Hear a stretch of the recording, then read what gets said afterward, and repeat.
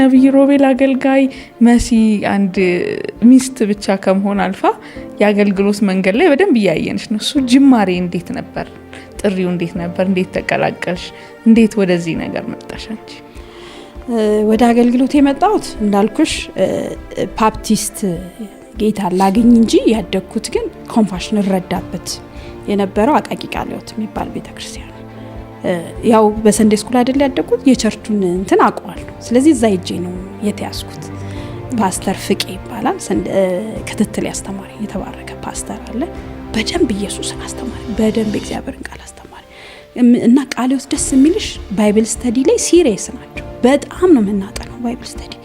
በቅዳሜ ይሄ ባይብል ስተዲ ቀን ግቢው ሰፊው እዛ ጋር አንድ 10 እዛ ጋር እንዲ ክብ በደንብ ይጠናል። ቃለ ሕይወት ማደግ የምንጠቀመኝ የእግዚአብሔር ቃል መሰረቴ እንዲሆን በደንብ ከዛ እዛው ወጣቶች ላይ ጆይን ማድረግ ጀመርኩ። ፕሮግራም መምራት ጀመርኩ፣ መስበክ ጀመርኩ። ግን ልጆኜ እንዳልኩሽ እዛው ላይ ኳየር ላይ መጸለይ ሊደር ሆንኩኝ። እዛው አገልግሎቴ እየጀመረ እግዚአብሔር ፕሮግራም እንዳለብኝ ገባኝ። ለዛ ፕሮግራም ለእግዚአብሔር ፕሮግራም ራሴ ማዘጋጀት ጀመርኩ። እግዚአብሔር ትልልቅ ነገር በእኔ መነገር ሲጀምር ለዛ ለተነገረልሽ ነገር እያደግሽ አይደል የምትሄጂው፣ የሚያሳድገኝ ያው እግዚአብሔር ቃል ነው። ሌላ ነገር ስለሌለ ባይብል ስተዲ ላይ በደንብ ትኩረት ማድረግ ጀመርኩ። ቃለ ሕይወት በጣም በጥሩ ስነ ምግባር እንዳድግ ምክንያት ሆነኝ ቤተክርስቲያኔ እና ነብይ ሮቤልን ሳገባ ነው ወደ ቀጠና 2 የሄድኩት ማለት ነው። ስለዚህ እዛ ነው የጀመረው አገልግሎቴ፣ እዛው ነው የጀመረው። ግን እሰራ ነበር፣ ስራ እየሰራው አሁን ነው ኦፊሻል ሙሉ ጊዜን ቤተክርስቲያን ላይ ሰጥቼ እያገለገልኩ ያለሁት። ያው የአገልግሎት እንትኑ ጫናው ሲበዛ ብዙ የኔን መኖር እየፈለገ ሲመጣ ጊዜን መስጠት እንዳለብኝ ሲሰማኝ፣ እግዚአብሔርም ድምጽ ተሰማ እዚህ ቦታ ላይ በለጠ ፍሬ እንደማፈራ ሲሰማኝ እንደዛ አደረኩኝ። የተቀባይነት ነገር እንዴት ነው? የተቀባይነት ያው ብዙ ጊዜ ሴት ሆነው የሚያገለግሉ ሰዎች እዚህ ስጋብዝ የግድ የምናነሳው ሀሳብ ነው ያለ ቤተክርስቲያን አካባቢም እንደ ሀገርም ደግሞ እንደ ኢትዮጵያ የምናየው ስለሆነ ከሴትነታችን ጋር ተያይዞ የአገልግሎት እንትናችን ጥያቄ ውስጥ ይገባል። አንደኛ መሲ በራሷ አንቺ በራስሽ ያንን እንዴት ብሬክ ማድረግ ቻልሽ? አድርገሽዋልም ወይ? ሁለተኛ ደግሞ ባለቤትሽ እንዴት ነው? አሁን እቺ ዙር ምንድን ሴት ማገልገል አለባት ወይ የምትሏን ጥያቄ ለመምታት ለማንሳት ይሁን ብዙ ጊዜ ጥያቄ የሚነሳበት ኤሪያ ብዙ ጊዜ መልስም ያልተገኘበት ማለት መልስ ተገኘ ሲባል ደግሞ ድጋሚ ሌላ ጥያቄ የሚሆንበት ኢሹ ነው። ግን ምንድነው ሀሳቡ? ዋናው ነገር ምንድነው የሚለው ጳውሎስም ደግሞ የተናገረበትን ኮንቴክስት ማየቱ ጥሩ ነው። ባይዘዌት እኔ ሴት ልጅ ከአገልጋይነት በላይ እኮ እግዚአብሔር ልጅ ናት። ልጅነት እኮ ይበልጣል አይደል? እግዚአብሔር ልጅም እኮ አድርጓታል አይደለ? ሁለተኛ ደግሞ የእግዚአብሔር ቃል ሲናገር ምን ይላል? አይሁድ የለም ይላል አይደለ? ግሪክ ሰው የለም፣ ባለጌ የለም፣ ጨዋ የለም፣ ሴት የለም፣ ሁሉም በክርስቶስ አንድ ናቸው ይላል። ስለዚህ እኔ እግዚአብሔርን ለማገልገል ሴትነቴ ጨዋታነቴ አይዘው መታመኔ ነው የሚይዘው። ሴት እንደውም እግዚአብሔር በደንብ የሚጠቀምባት ናት፣ ያምንባታል ሴትን እግዚአብሔር። ምክንያቱም መጽሐፍ ቅዱስ ላይ በጣም ብዙ ጀግና ሴቶች እንዳሉ ይጠቀሳል። ግን እንደው ሴትን ለመኮነን ያችን ቃል ብቻ መዞ ሰዎች ሲጠቀሙበት እናያለን። ነገር ግን ልጅነትም ይበልጣል፣ እግዚአብሔርም ልጅ አድርጓታል። በመጨረሻው ዘመን እኮ እግዚአብሔር መንፈሴን በሴትና በወንድም ብሏል። ሴት መንፈስ ካገኛት ትንቢትን ይናገራሉ። ትንቢት ከተናገረች አገለገለች ማለት ነው። ለአገልግሎትም ተጠርተናል። ጳውሎስ ሴት ልጅ ትሸፋፈን ወይም ሴት ልጅ በአደባባይ የተናገረበት ዋናው ኮንቴክስቱ ምንድነው? በዛ ጊዜ ይላል እኮ አይደል? ማጥናቱ ምንም አስፈላጊ ሆኖ በዛ ጊዜ ያቺ ሴት ተገላልጣ አደባባይ ላይ የምትወጣው ለሌላ ዓላማ ነበር። ስለዚህ እነዚህ ሰዎች ጌታን እየተቀበሉ ወደ ቤተክርስቲያን ሲመጡ ማንነታቸው ይታያል። እርቃኗን የነበረች ጸጉሯን ገላልጣ ለገበያ የቀረበች ሴት ቤተክርስቲያን ስትመጣ ሰዎች እንዳይሰናከሉ ትሸፋፈን ሴት። መሸፋፈኗ ምንድነው? ያቺ ሴት እንዳልሆነች ምሳሌ ነው። አሁን እኮ በዚህ ዘመን ትዙ አይደለም ሴትን አታገልያ ሌላ ፍጥረት ሁሉ ተነስቶ ኢየሱስን ቢሰብከውና ባገለገል ሰው እኮ አልዳለም። አንዳንዴ የምናነሳቸው ሺዎች አከራካሪ ናቸው። እውነት ይሄ ማከራከሩ ብዙ አስፈላጊ ነው። አትስራ ከማለት ሰርታ የምታመጣውን ፍሬው ላይ ፎከስ ማድረግ አይሻልም? አንዳንዴ ሚዲያ ላይ ወይም በየሆነ በዓላት ሲከበር ህዝቡን አይተሽ አታዝኝም? ሰው እኮ አልዳንም ትዙ። እኛ እዚህ ጋር በሴት አገልግሎት በወንድ አገልግሎት ብለን ሀሳባችንን እንትን ስንል በጣም ብዙ ሰው እኮ አልዳንም። አይደለም ሴት አልኩሽ እኔ ማምነው እንደው ሌላ ፍጥረት እነ ወፎችም የተለያዩ ተራራው ምኑ እንደው ማውራት በቻለ ነው ኢየሱስ አዳኝነትን አውርቶ ሰው በዳነ። ኧረ ሰው አልዳንም። ሴት ያምንባታል። ኢየሱስ እኮ ከሴቶች ጋር እኮ አብረው ያገለግሉ አልነበር እንዴ? ኢየሱስ ጋር የኢየሱስን ብስራት እኮ የተናገረች ሴት ናት። ብዙ ከሰሩ አሉ።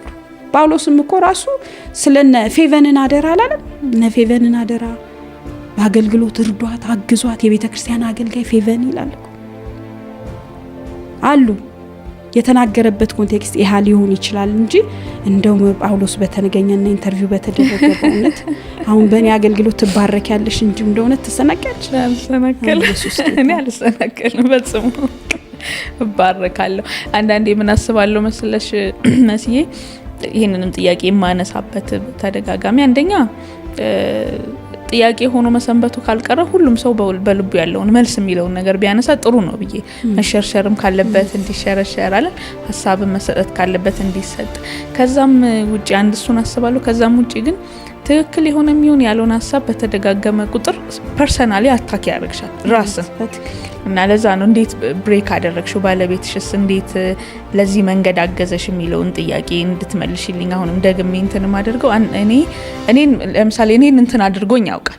ላይክ ዋናው ጌታ አይደል አገልግለን ምናምን እናመጣውም የሆነ ክብር የሆነ ምናምን እና ሪሊ የሆኑ ሰዎች በተለይ ትረስት ማድረጋቸው ሰዎች ስለዚህ ጉዳይ ሲያወሩ ሲተነትኑ ሰማና ማለት በትክክል ሮንግ እያደረኩ ከሆነ እኮ እንዳቆም መረዳት አለብኝ ይላል ይሄንን ነገር እና ጌታ ሆይ which is የምር ግን አንተ እንደዛ ነው የምታስበው እንደዛ ብያቃለሁ እኔ ደስ አትሰኝም or ያንተ ሐሳብ ውስጥ የሌለ ነገር እኛ ሐሳባችን ስሜታችን ተጭኖ ነው ያደረግን ያለነው ወይስ ብዬ ለኔ እኮ ተመልሶልኛል።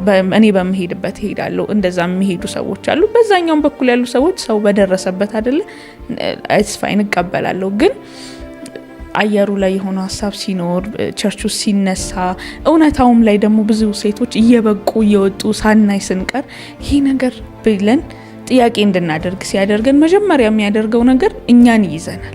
እንዴት አልያዘሽም ባለቤትሽ እንዴት አገዘሽ የሚለውን ነገር አሁንም ደግሜ የምጠይቅሽ ከዛ አንፃር ነው። እውነት ነው ትዙ እኔ እድለኛ ነኝ። ምን ማለት ነው? ባለቤቴ ድምጽ ይሰማል እንዳልኩሽ እግዚአብሔርን ይሰማል። በሴት ደግሞ የእግዚአብሔር ስራ እንደሚሰራ ያምናል። ሲሰራም ስላየ ያደገባትን ቤተክርስቲያን በጣም ጀግና የሆኑ ሴቶች ሲያገለግሉ እያየን ያደገው። ስለዚህ ሴት ከማታገለግል ይልቅ ብታገለግል ውጤታማ እንደሆነች ያምናል።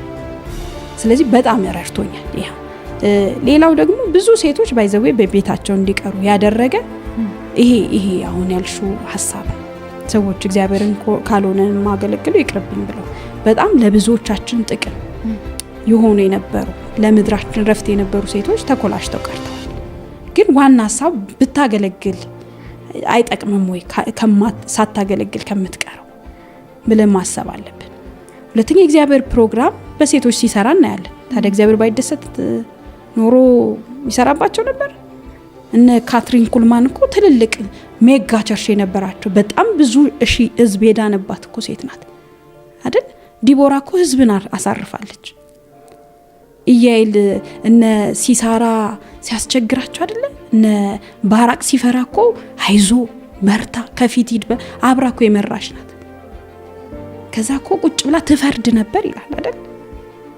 አቅም አላቸው ሴቶች። ስለዚህ መስራት ይችላሉ ብዬ አስባለሁ። እኔ ነብይ ሮቤል ላልኩ ሸረርቶኛል። የረዳኝ ደግሞ ዝም ብሎ ከመሬት ተነስቶ ፍሬንሲያይ ነው። ፍሬንሲያይ ብትሰራ በጣም ውጤታማ ናት የሚልና አመለካከት ነበረው። እድልን አመቻቸልኝ። ብዙ እንድሮጥ ብዙ እንድሰራ ምክንያት ሆነልኝ። እንዳልኩሽ እኔ ምንም ነገር ሳደርግ ከሱ ነው የምነሳው።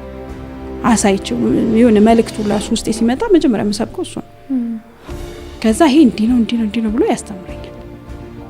ሴቶች በደንብ ማለት ተሰጥተው ነው የሚያገለግሉት። እንደውም ቢያገለግሉ ኢየሱስ እኮ ትዙዬ ሲሞት መስቀል ድረስ እኮ የተከተሉ ሴቶች ናቸው። ሴቶች እኮ ታማኝ ናቸው።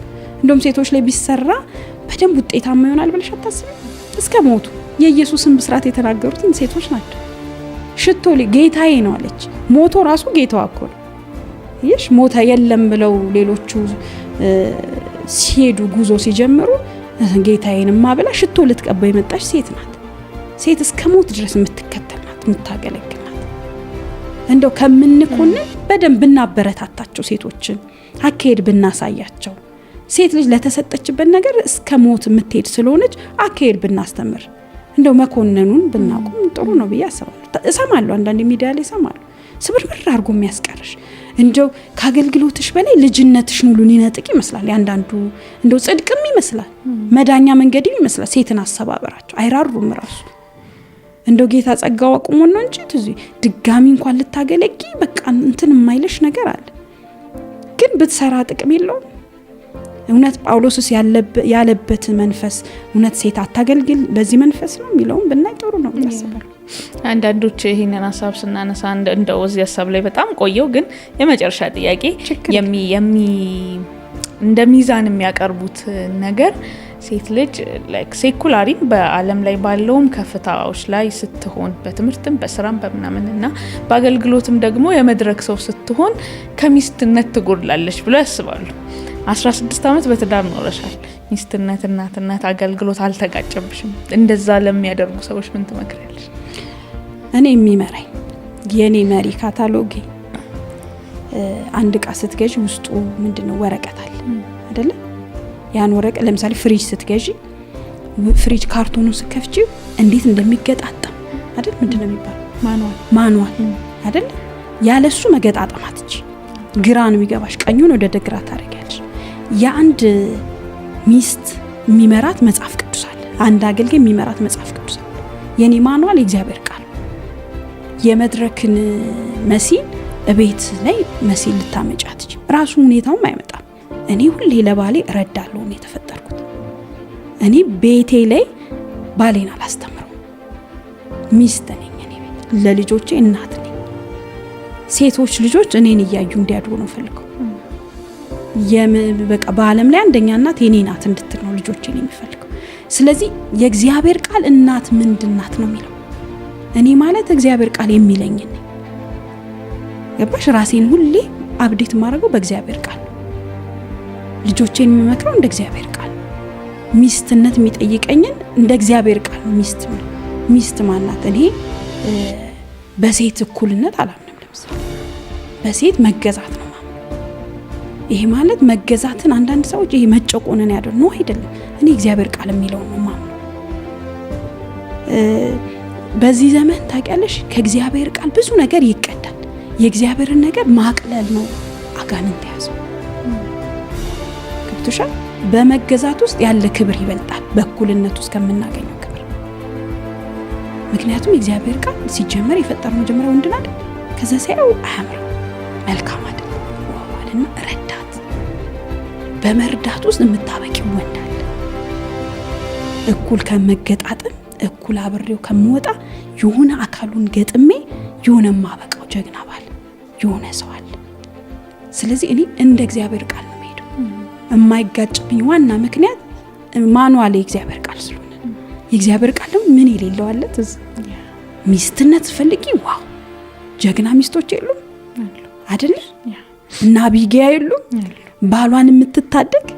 ዳዊት ሊገለው 400 ሰራዊት አሰልፎ ሲመጣ ሮጣ ሄዳ እግሩ ስር የተደፈነችው የናባል ሚስት አይደል? ባለጌ ነበር ናባል ይላል አይደል? ባለጌ ሆኖ ባሏ ግን ባለጠጋ ነበር። የባለጠጋ ሚስት ናት፣ ሞጃ ናት። ደግሞ ይላል አይምሯ የተባረከ ነው። ከዛ ውብ ናት ይላል ያቺ ሴት። ከዛ ዳዊት መልእክተኞችን ወደ ናባል የምትሸልተውን ከበጎቹ ላክ ስጥ ሲሉ ማን ነው ዳዊት? ማን ነው የእሴይ ልጅ? ይሄ ማንም እየተነሳ ብሎ መልእክተኞችን ሲልክ እገለዋለሁ ብሎ በንጋታው በሌላ ጊዜ ሲመጣ አንድ መልእክተኛ ሮጦ ሲነግራት እየሮጠች ሄደች፣ በሌላ ባሏ እንዳያስቆማት። በጣም እኮ ጀግና፣ ትዳራቸውን ፕሮቴክት የሚያደርጉ ጀግና ሴቶች እኮ አሉ። እግዚአብሔር በሰጠሽ ቦታ ውጤታማ ከሆንሽ ታፈሪያለሽ። ገባሽ? እኔ ለቤቴ ለትዳሬ አቢግያ ነኝ፣ ትዳሬ ነኝ። አገልግሎቴ ላይ ደግሞ እንደ ዲቦራ ነኝ። የሚገደለውን እገላለሁ፣ የሚታደገውን እታደጋለሁ። የት አለኝ እግዚአብሔር ያለኝ ቦታ ነኝ ሆኜ የምገኘው።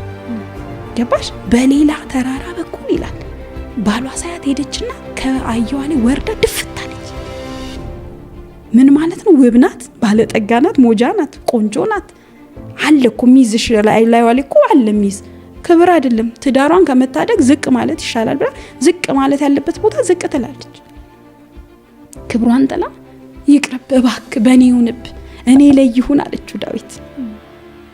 እጅ ላይ ደም አይገኝ አንተ ንጉስ ነህ፣ ነገ ምትጸጸት እባክህ አውቀዋለሁ ቤቴን ጉዴን አውቀዋለሁ ብላ ጉዷን ባሏን ሽፍን ያደረገች ናት።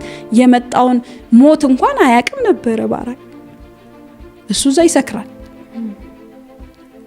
እባክህ ብላ እጅ መንሻዋን ስታ የሚያስፈልገውን ዘቢቡንም የወይኑንም አይደለ ሁሉን ሰታ ወደ ቤቷ ስትመጣ ባሏ ሰክሯል። አንተ ሰካራም አጥፍተናል ምናምን ብላ አልተለ ጥበበኛ ሚስት ናታ። ስካሩ እስኪለቅለት ጠብቃ ይላል አይደለ። በንጋታው ነገረችው። የሚገርምሽ ግን ራሱ እግዚአብሔር በሌላ ጊዜ ቀሰፈው ይላል። ግን ትዳሯን አስመልጣለች። እዛ የንጉስ ሚስት ሆነች። አይሽ እግዚአብሔር በሰጠሽ ስፍራ ውጤታማ ከሆንሽ በቃ እቺ ሴት ሚስትነቷን የተጠቀመችው ባሏን ነው ያዳነችው፣ ቤቷን ነው ያዳነችው ከመጣ መቅሰፍት። ምክንያቱም ዳዊት ሲመጣ አንድ ነገር ማንም ሰው እንዳይተርፍ ብሏል። ልጆቿን ቤቷን አተረፈች። የተሰጠሽ ቦታ ላይ ውጤታማ ስትሆኝ የምታተርፊያቸው ዙሪያዎች አሉ። ስለዚህ እኔ ቤቴ ላይ የተሰጠኝ ኃላፊ የሚስትነቴ ቦታ ምንድነው? ቸርቼ ላይ ምንድነው ቦታዬ? ሰው ያልተገባ ቦታ ሲገኝ ነው የሚያጠፋው። እኔ ልገጥም ሄጄ ቸርች ላይ ልገጥም የተገኘው የኔ ቦታ ክፍት ቦታ የቱ ጋር ነው? ሄጄ እሱ ላይ ነው የምገጥም። እግዚአብሔር ይመስገን።